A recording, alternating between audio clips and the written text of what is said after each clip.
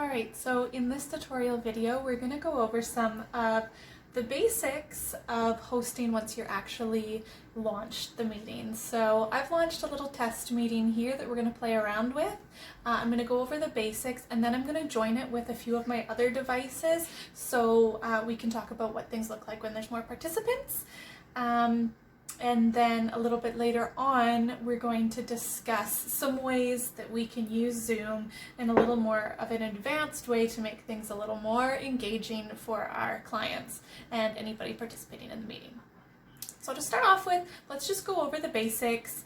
I'm sure you're familiar with these, but we'll quickly touch on them. So down in this corner, you've got your microphone and your video icons. That's obviously for your audio, both your speakers and your microphone that's picking up your voice.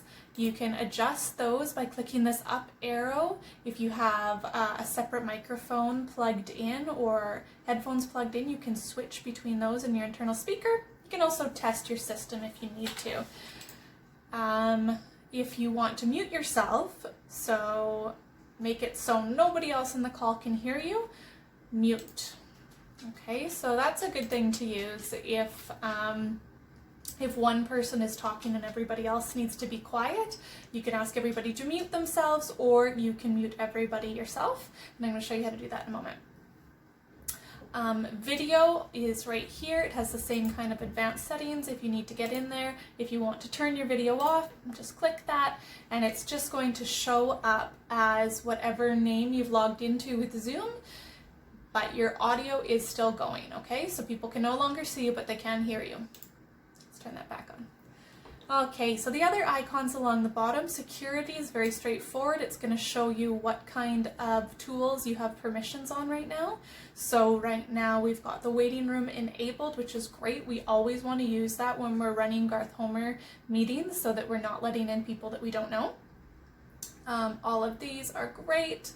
Let's leave that. Participants is just going to show you how many people are in the group, and the chat is where you can send actual chat messages to each other. So if I click these right now, they're going to come up along the side, and the chat will bring it up in the bottom. So this is how I like to display my screen when I've got a group in here.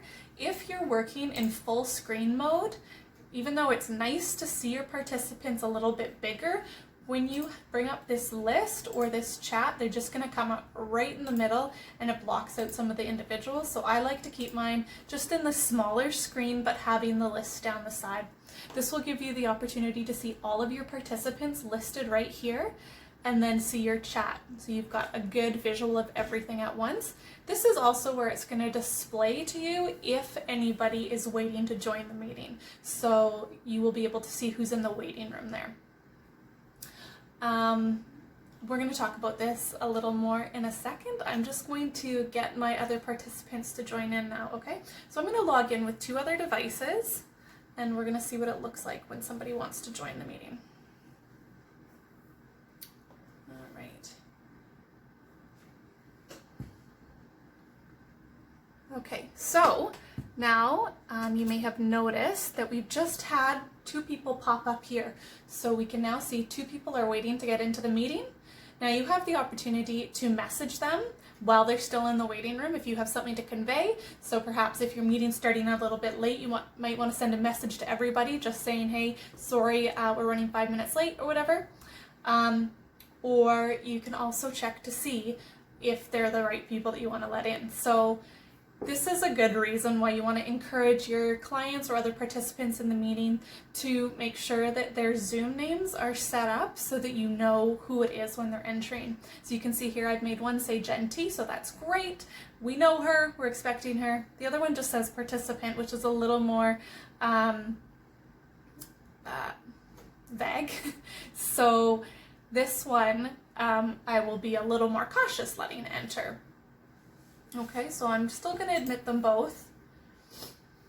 Now, this participant one, all right, hello, we got our second camera up now. So the second one, this participant, I'm going to admit them, but if it is somebody that I don't know, I have the option to kick them out immediately. And if it is somebody I do know, we have the opportunity to change their name so that it can actually reflect who it is.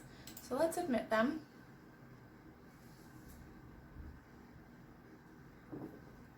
All right. Okay, cool. So now we have all of our participants in here. I can see that I know this person now, so we can go and change what their name is. So again, up in this participants panel, you can use this section to rename people, even including yourself. So we'll go over that in a second. So right here under participant, I'm going to go over to more, and I'm going to come down to rename. All right, so let's make that. Got many versions of myself in here. Okay, excellent. As you can see, there was also other options down the side. So you can stop somebody's video.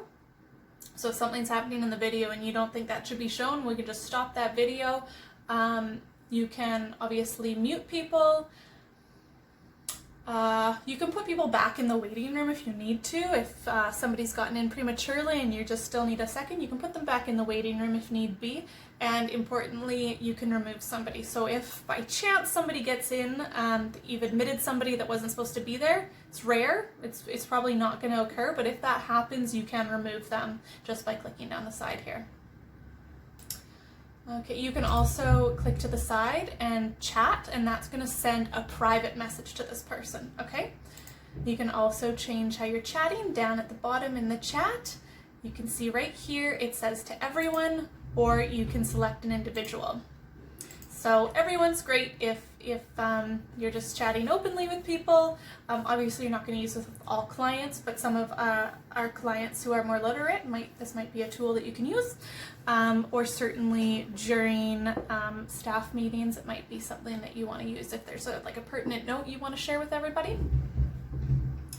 Up here again, looking at the participant list, this is also where you have a really great tool to control everybody at once. So you could go over here and mute each person individually by clicking on these three, what would that be? Yeah, you should be able to click over. I don't see that at the moment. Anyways, you can click over here and do it individually, mute everybody. So you mute them all, and you can unmute all. So super handy, again, if it's a bigger meeting, things can get pretty loud, so it's a really handy tool to be able to mute people and unmute them. So that's everything for this little participant list. You also have the opportunity, if somebody needs a reminder about the invitation, if you haven't set it out ahead of time, or if you have and somebody's struggling, you can send another invitation just by clicking invite, copy the link or the invitation and send it on to the person through email. Of course, if you're copying the link, it's really important that you copy this password as well, because it will not send that automatically. Okay, so that's it for all of this participant chat section. Down here, there's a couple more icons. We've got screen share. We're going to get into that in the next video. I want to talk to you about some fun activities that you can do. We'll get a little bit more into some creative ways that you can just have fun on Zoom, going a little bit beyond just having individual chats and check-ins. So we're going to do that in the next video, so I hope you check that out. Here are reactions. They're just basic little like emoticon type things. There's just two, a thumbs up and a clap, but some clients really enjoy using those.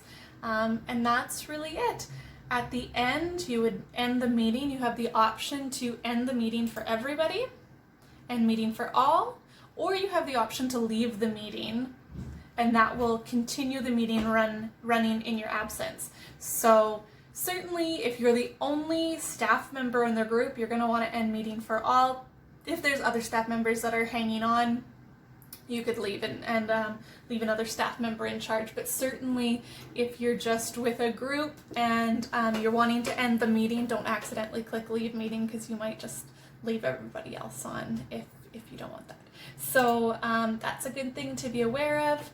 Let's see, I had one last thing. Oh yeah, of course. So let's talk a bit about just the way you view your screen here. So right now we're viewing it in gallery view. So this is where you're going to see everybody at the exact same time. You can click up in this top corner where it says speaker view, and clicking on that is going to switch it to actor speaker view. So this will change it so that it will display whichever participant is speaking at the moment. So which camera is that? This one. Okay, so this camera is picking up my voice right now. If it was to switch to another one, this picture would just keep switching out, and everybody else would remain small at the top. So this is good if you're having a meeting and it's really important to see each person as they're speaking. But if you're just having a hangout with everybody, it's quite fun to just keep it in gallery view so everybody can see their friends and other staff members. Another option that there is in here is that you can pin a video. So if there's a particular participant that you want to keep their video up, even though they're not necessarily talking, you can click on these 3 dots in the corner and you can come down to pin video. Okay, so pinning that video will make that the video that is going to be big on your screen no matter who is speaking. Okay, and then when you want to get rid of that, you unpin it. So the important thing about this is these changes that you're making only affect your computer and how you're seeing it. The participants do not see what you're seeing. Okay, they're going to have their own screen.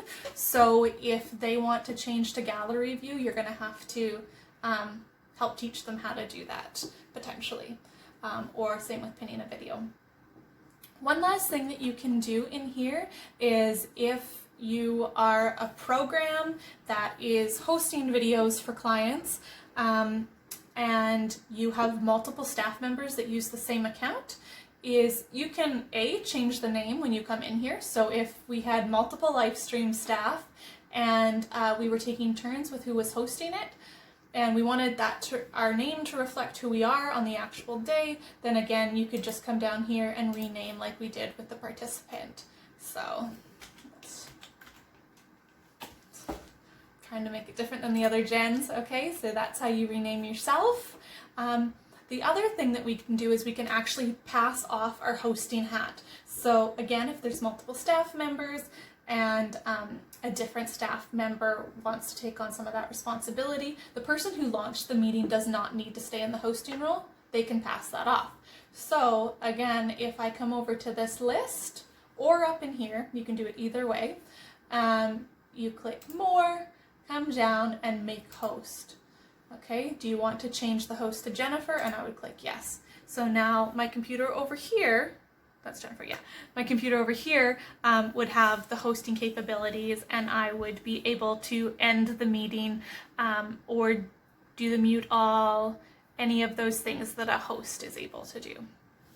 Okay, so that's it for all of the basics of hosting within the main window here. Check out the next tutorial video and we will get into how to use screen share for some more engaging activities. So I'll include the basics of how to do it, but then also some creative ideas and activities that you can use with your clients.